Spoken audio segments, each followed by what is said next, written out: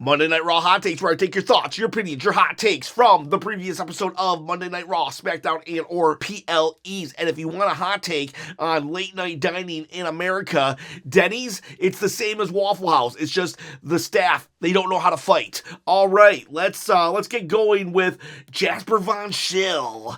Right-hand man Jey Uso is back in your city. Love that the Usos doing that. This is the Jey that I think we all wanted. Good that they didn't wait to pull the trigger. This is exactly the Jey we wanted. A lot of people earlier in the year was like, what are you doing? I thought you wanted Jey Uso. Weren't you all in love with Jey Uso? Yes, we were in love with Jey Uso. The right-hand man, Jey Uso. Not this guy who just went out and yeet all the time, only trying to sell merchandise. Hey, you know what? I get it. That's, you want to make a lot of money selling the merchandise? That's fine. You can do that.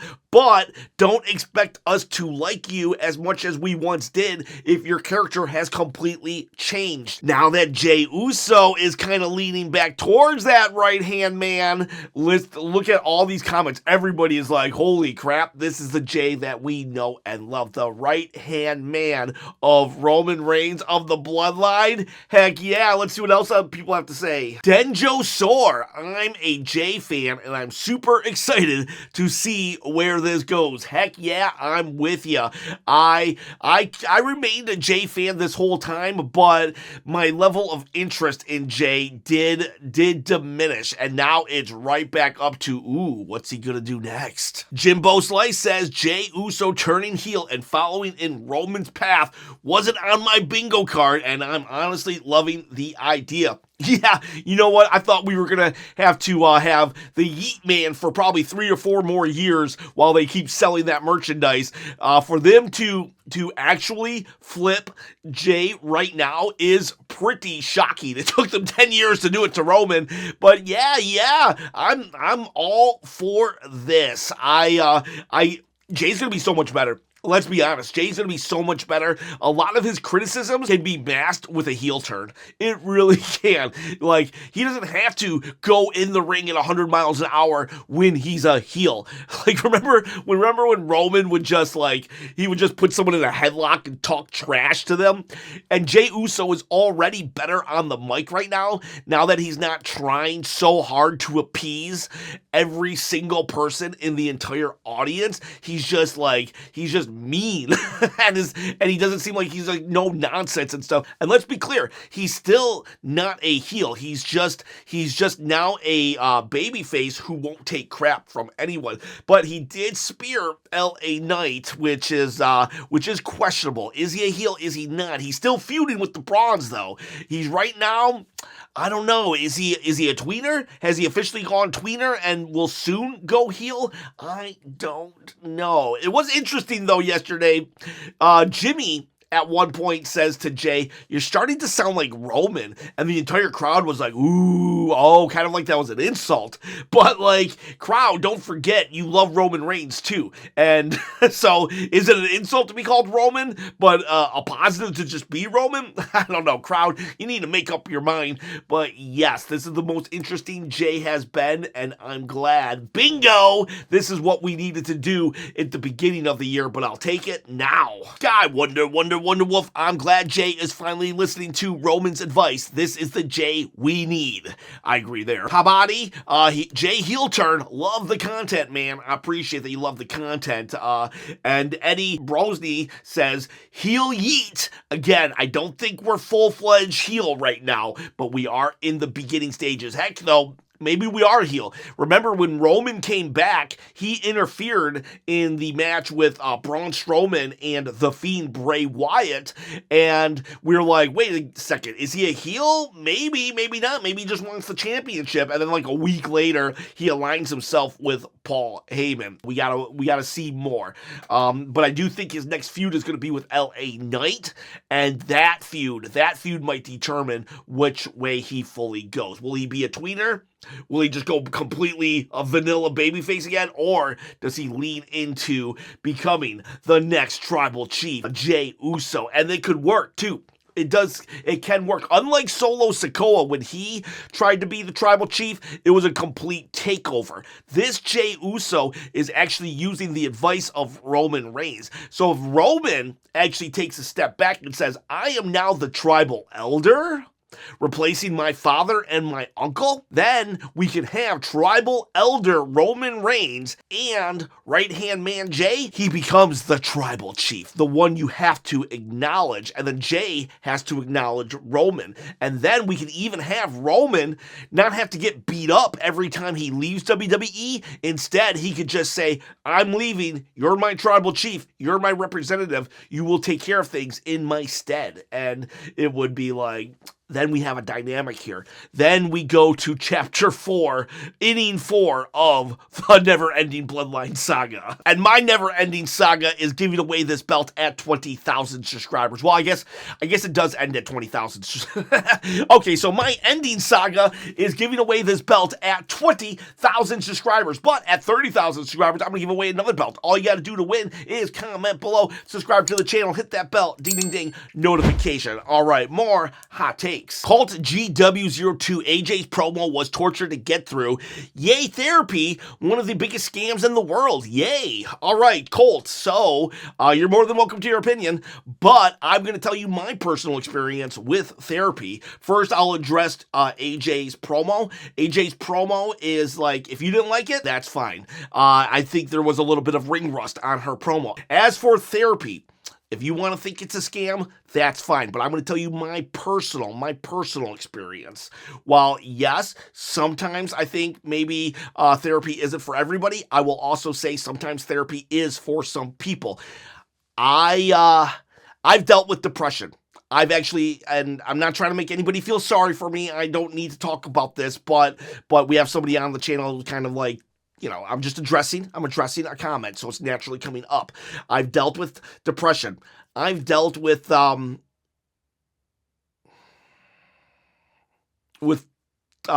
suicide. And I've actually been hospitalized for mental health issues. And straight up,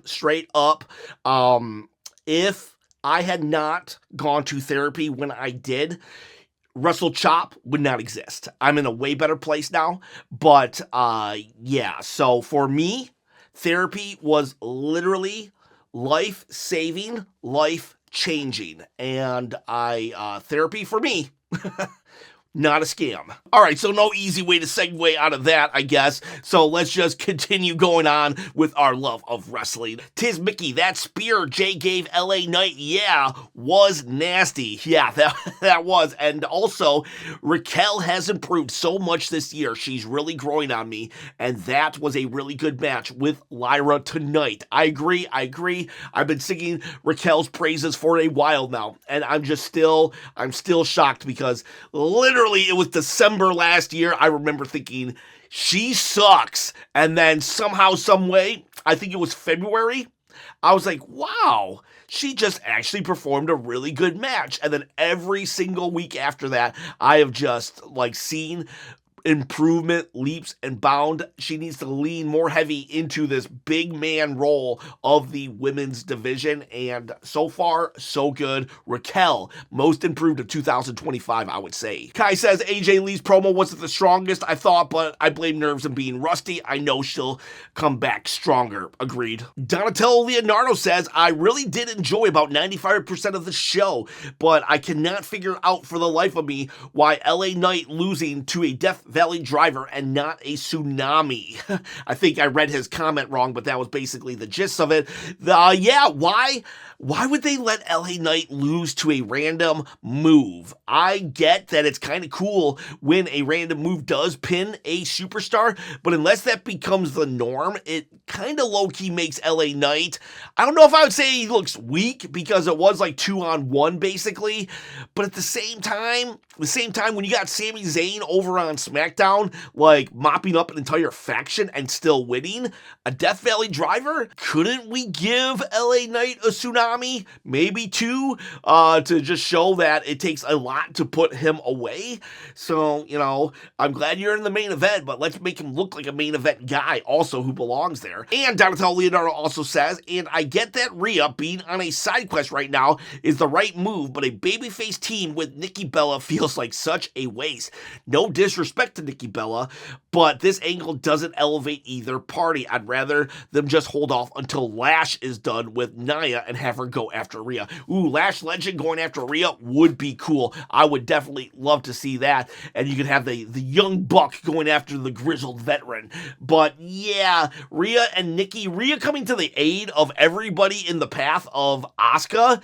I don't like that. You know, you don't have to save everybody. The women can, the people in your division can stick up for themselves. If you have a problem with Asuka, go beef with Asuka. You don't need Asuka yelling at someone for you to have an excuse to go yell back. You don't have to respect everybody, Rhea. You can just hate somebody and punch them in their face. Charles Yancey says, I know AJ will retire soon, so AJ Styles, I'm assuming, but we're getting too much AJ.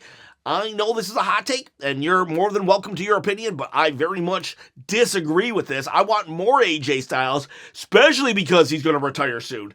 Like, I hate that we didn't get enough John Cena, so give me more and more AJ. The dude is amazing and awesome in the ring, one of the greatest of all times, right up there with Ric Flair, Shawn Michaels. Love AJ Styles, and I wish they would be giving him more storylines. I know he just came out of a storyline with Dominic Mysterio, so that's kind of cool. And he's now, like, during the commercial break, he was like, someone's out to get me in the office. So that's a little weird. I wonder what we're doing there. I just really hope we lean into AJ Styles. Let's give him a retirement year as well. So, Charlie Yancey, we disagree right here, but that's okay. Give me more AJ. You can have less. Just turn off the TV when AJ gets on. But me, I'm going to turn up the volume because I love AJ. Although, Charles, we can agree on this. This is the right-hand man, Jey Uso, in full effect, and soon the new tribal chief. So we will agree there. We are happy. You and I are both happy about Jey Uso. Raf81 says, AJ Lee missed an opportunity to mention that Seth had to steal the title from Punk. Fantastic segment, though, overall. Maybe if she had said, yeah, I stole this title from Becky, like you stole the title from Punk, maybe. I mean, that could have worked. Carmichael says, dang, I forgot how good AJ is with her promo skills. Yeah, she was nervous at first, but she's so natural and authentic that it just rolls with it, and it's awesome. Yeah, AJ is really good on the microphone. I do believe she was nervous yesterday, though, which makes perfect sense. Expectations were very, very high.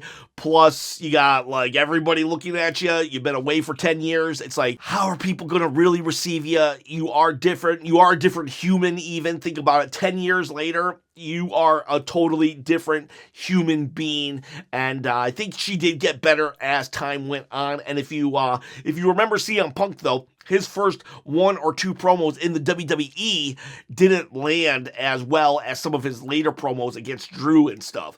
So I think AJ Lee will be fine. This might not have been her best promo, but it was a welcome home promo. It served its purpose, and I think as she shakes off the nerves, it'll just get better and better. Eric says, not a hot take, but I'm ready to see Stephanie back in the ring. Stephanie Fakir.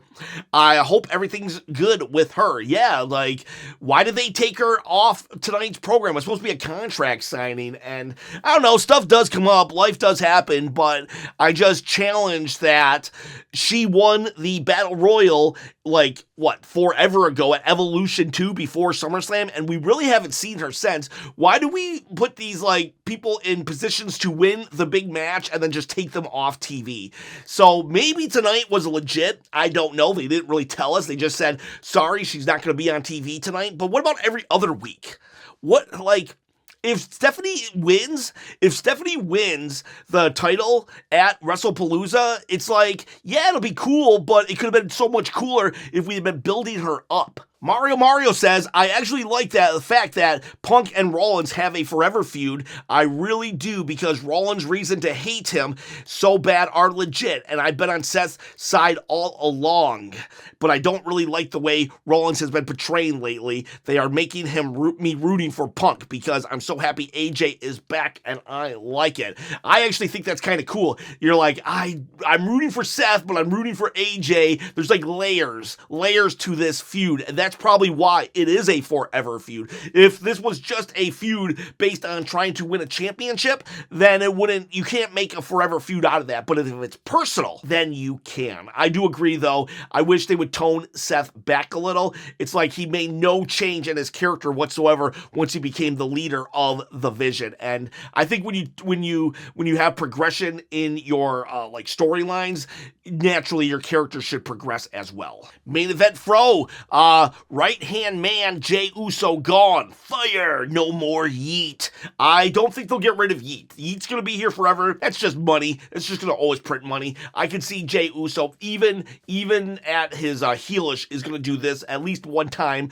because those royalty checks are pretty good. Linsith Ebb says, the decisions made in the WWE Unreal series are aging like milk.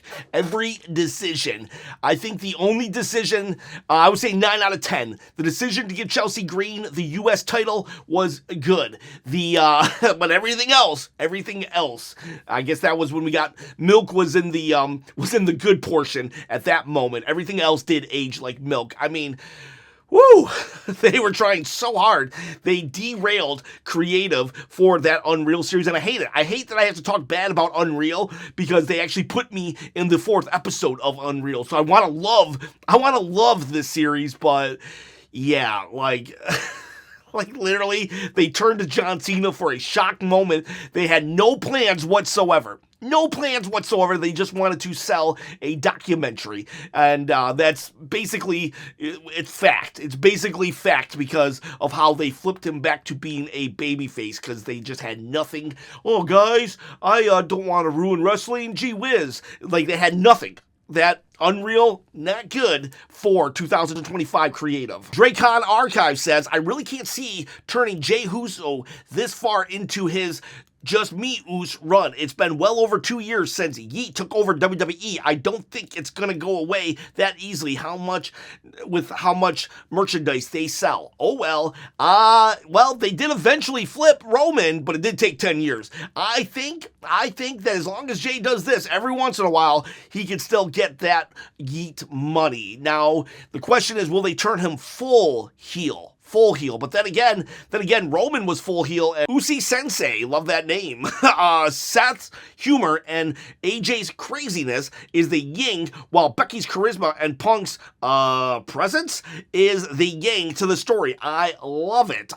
While Becky is starting to mesh her personality to Seth, so we'll see. But right now, the personalities, the dynamic, everything, yeah, it's definitely I can see yin yang. That's an alright comparison. Wrestle says, at this point, Triple H books LA Knight just to lose, always. He likes to see LA Knight in the main event, but will always lose. I don't understand how you'll screw someone that has been over for 3 years. I do agree with that.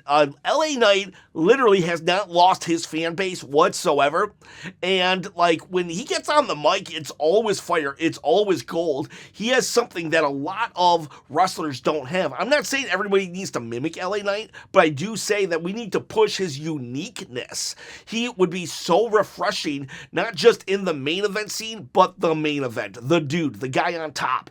Let him carry the belt for 3 months, and let's see what he can do with it. We gave Damian Priest a chance. We gave Jey Uso a chance. Let's give LA Knight a chance. 3 years on top of being over with the crowd, and we're still doing nothing with them? Come on, that's ridiculous. Alfonso Passion says, on the real, what the heck is going on, and why don't they push Stephanie Vakir?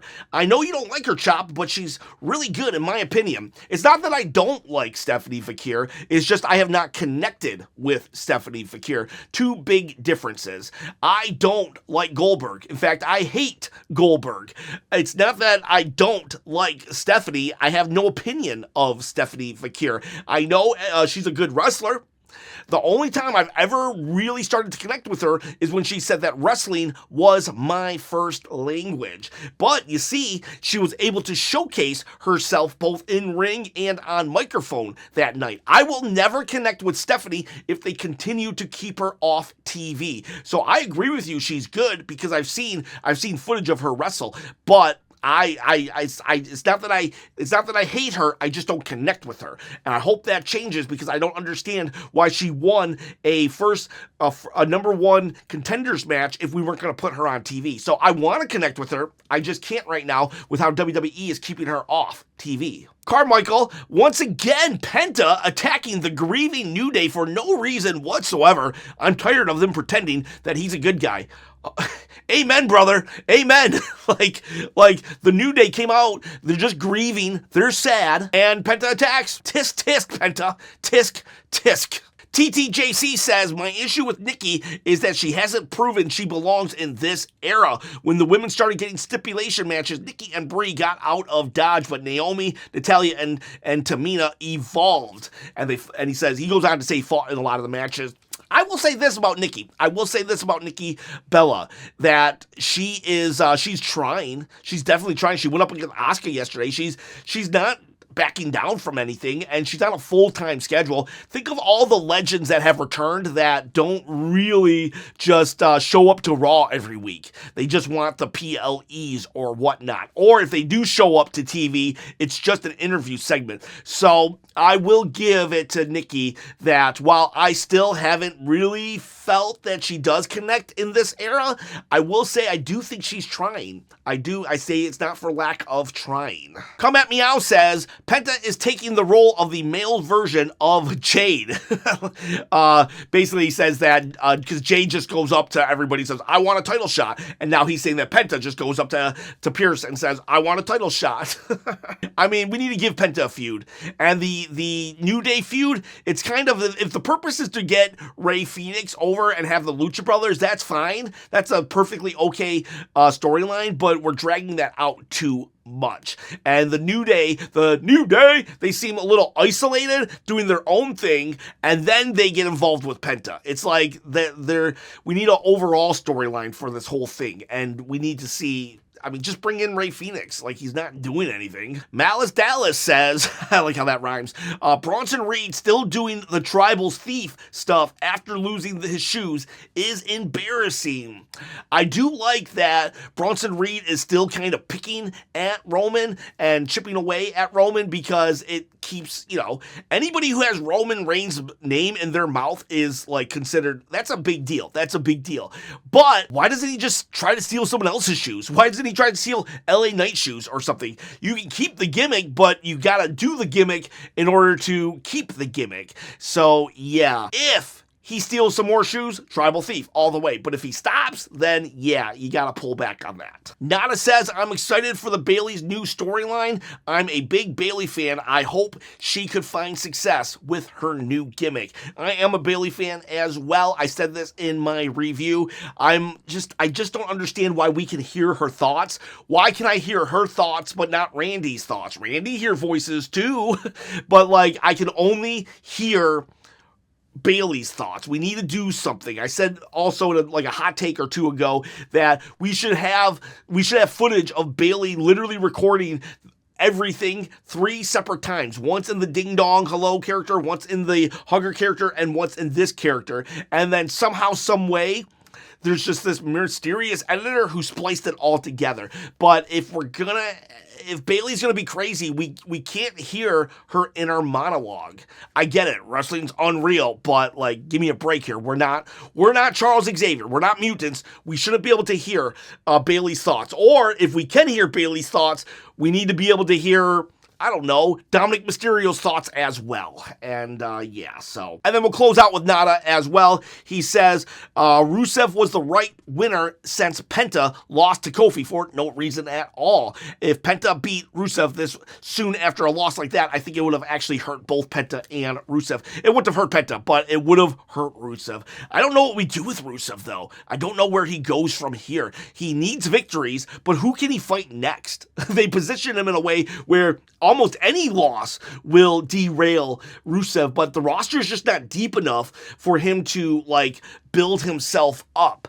It's like now he almost has to go up against the main event scene, or because there's just not enough baby faces either. So yeah, like mid card baby faces for him to fight. He already beat up the Alpha Academy, and now he's already taken out Penta. Who does he go after next? I wish they would just call up some more NXT guys. We need more personalities in Raw, on Raw and SmackDown. But the key is you got to give them personality. You can't just call them up and then do nothing with them. Everybody needs a storyline. Shave off like 3 matches of the Raquel and Lyra match, even though it was great. Shave off 3 minutes of Nikki and Asuka. 3 minutes of LA Knight and Bronson Reed, and you have 9 minutes to just give people chances, 2 minutes, 3 minutes here, to give people chances to build up a character, and then someone like Rusev can actually have people to kind of kind of win against, and then we can build people back up because we have so much time on our hands. Anyways, boys, girls, those are your hot takes for Monday Night Raw. Let me know in the comments below how you feel and what some hot takes you have. Have yourselves a great day. Gotta get to work. I'll be there all day. See you tomorrow. Hopefully.